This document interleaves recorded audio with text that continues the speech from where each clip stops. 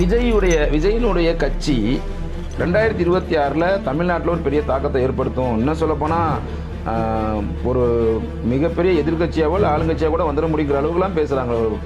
உண்மையாகவே அந்த மாதிரி ஆயிடுமா? குறைஞ்சபட்சம் ஒரு கோடி ஓட்டு இருந்தால் தான் ஆட்சியை பிடிக்கும். ஆமாம், ஒரு கோடியிலேருந்து 1.25 கோடி இருந்தால் தான் ஆட்சியை பிடிக்கும். 1.5 கோடி அவனுக்கு ரசிகர்கள் இருக்காங்க. இவன் என்ன பண்ணான்னா ஒரு ஆப்பை வெளியிட்டு இதில் உறுப்பினர் ஆகும். ஆமாம், அது என்ன பண்ணிச்சு, அந்த சுல்லானுங்க இருக்கேன் சின்ன சின்ன பசங்க வீட்டில் அவனுக்கு பாட்டுக்கு அவன் தாத்தா பாட்டி அவங்க எல்லாம் அந்த ஆதார் கார்டை வச்சு உறுப்பினர் ஆக்கி விட்டாங்க. என்ன கோவம் என்ன பண்ணுறதுங்க? நான் என்ன சொல்கிறேன், நீ ரசிகனா இரு. அந்த படத்தில் மட்டும் டூப் போட்டு நடிக்கிறாங்க, அதுக்காக ரசிகனா இரு. அவனை நீ அரசியல் தலைவனா நீ தேர்ந்தெடுக்க பார்க்கணுன்னா உன்னோட முட்டாள் யாரையும் பார்க்க முடியும். அவனே ஜெயிக்க மாட்டேன்னா 40-50 சீட்டுக்கு நீங்கள் என்ன சார் நீங்கள் போங்க, விஜயை ஜெயிக்க சொல்லுங்க. நீ ஜெயிச்சுட்டா நான் அப்புறம் பேசுறது. அப்போ விஜய் ஒரு மாய பிம்பம் தான், பலூனுன்னு வேணும். குத்துனா போடு, எப்படி கமலஹாசன் குத்துன்னு போயிட்டான்.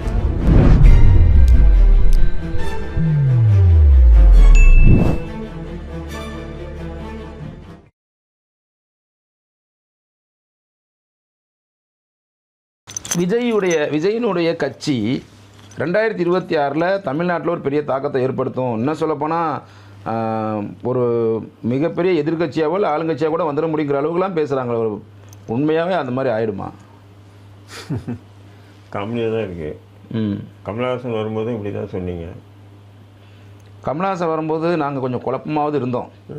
மாற்றி மாற்றி பேசினா கூட கொஞ்சம் குழம்பிக்குவோம், கொஞ்சம் நேரம் தெளிவாக இருப்போம், அப்படி இருந்தோம். இதில் எதுவுமே கணிக்க முடியலையே விஜய். இது என்னங்க கிடைக்க முடியாது? கமலஹாசன் 8000 ஓட்டு கிடைச்சுன்னா இவனுக்கு ஒரு 10,000 ஓட்டு கிடைக்கும். அவ்வளோதாங்க தொகுதிக்கு. லட்சக்கணக்கான ரசிகர்கள் இருக்காங்க. நீங்கள் எப்படி அவ்வளோ சரி, லட்சக்கணக்கான ரசிகர்களே வச்சிங்க, ஓட்டாக மாறாதுன்றீங்களா? அவ்வளோதான். நான் என்ன சொல்கிறேன், அவ்வளோ லட்சக்கணக்கான ரசிகர்களே பார்த்தீங்கன்னு சொன்னால் குறைஞ்சபட்சம் ஒரு கோடி ஓட்டு இருந்தால் தாங்க ஆட்சியை பிடிக்கும். ஆமாம், ஒரு கோடியிலேருந்து 1.25 கோடி இருந்தால் தான் ஆட்சியை பிடிக்கும். 1.5 கோடி அவனுக்கு ரசிகர்கள் இருக்காங்கன்னு சொல்கிறாங்களே.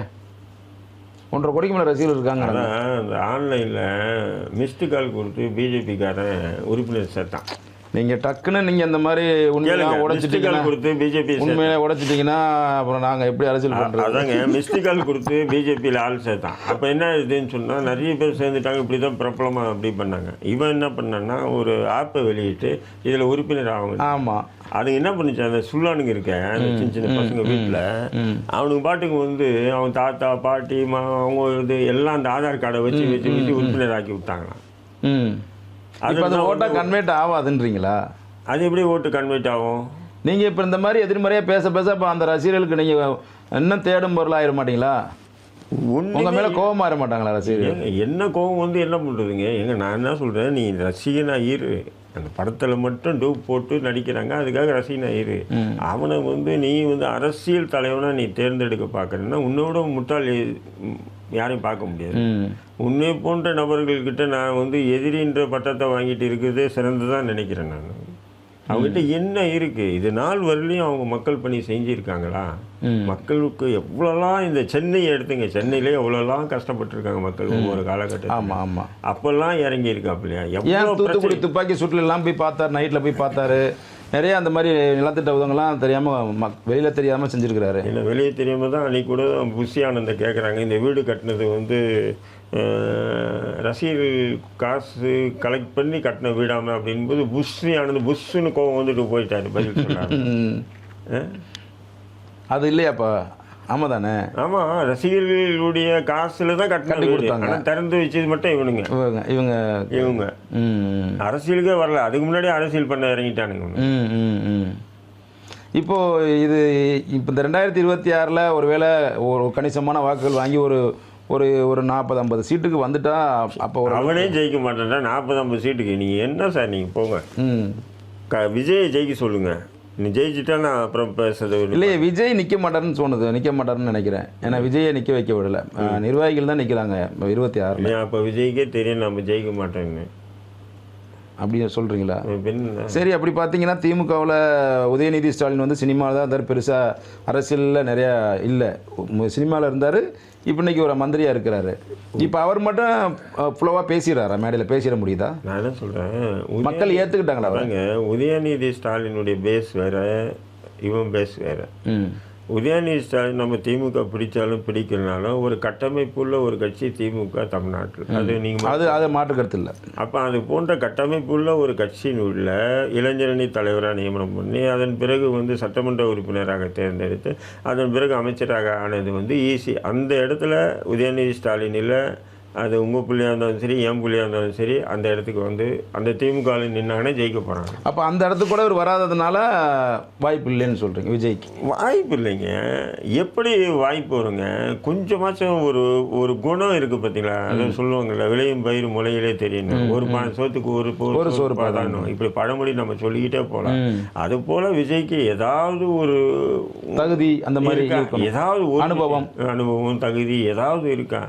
ஏதோ வந்து ஒரு அன்றைக்கி அந்த நெல்லையில் நடந்த மழை வெள்ளம் பாதிப்புக்கு வந்து ஒரு அரிசி மூட்டை அந்த புடவை இந்த இதெல்லாம் கொடுக்குறாங்க. இது பாருங்கள் கொடுக்குறாரு விஜய். இந்த மீடியா தான். மீடியாவுக்கு என்னன்னு சொன்னால் அவங்களுக்கு வந்து அந்த என்னது வியூவர்ஸ் பார்க்குறாங்க ஊடகங்கள்.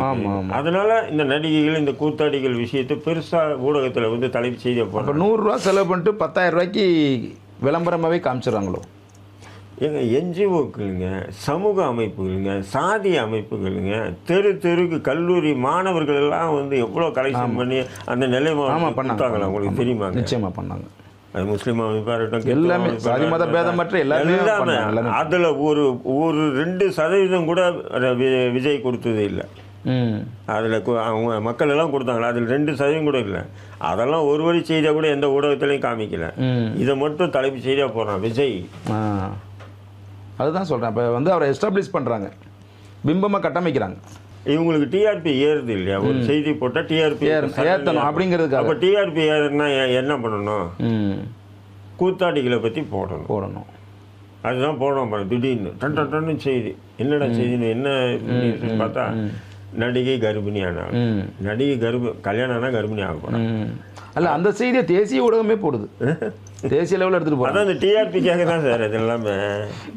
அன்றைக்கி கூட வந்து பார்த்தீங்கன்னா சேலத்து பக்கத்தில் வந்து நயன்தாராவோ யாரும் ஒரு கடை நகை கடை, ஆமாம் கூட்ட நெரிசலில் 5 பேர் மயக்கப்பட்டு வந்துட்டாங்க.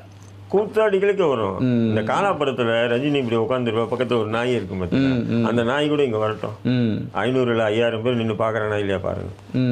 இப்படி சினிமா மோகத்திலேயே பாதி இளைஞர்கள் தன்னுடைய வாழ்க்கையை வீணாக்கிட்டாங்களோ? அதுதான் இன்னைக்கு வந்து அந்த மோகம் வந்து இளைஞர்கள் மத்தியில் அந்த சினிமா மோகம் இருக்குது. அந்த சினிமா மோகம் வந்து அரசியலாக மாறுமானா நிச்சயம் வாய்ப்பு இல்லை.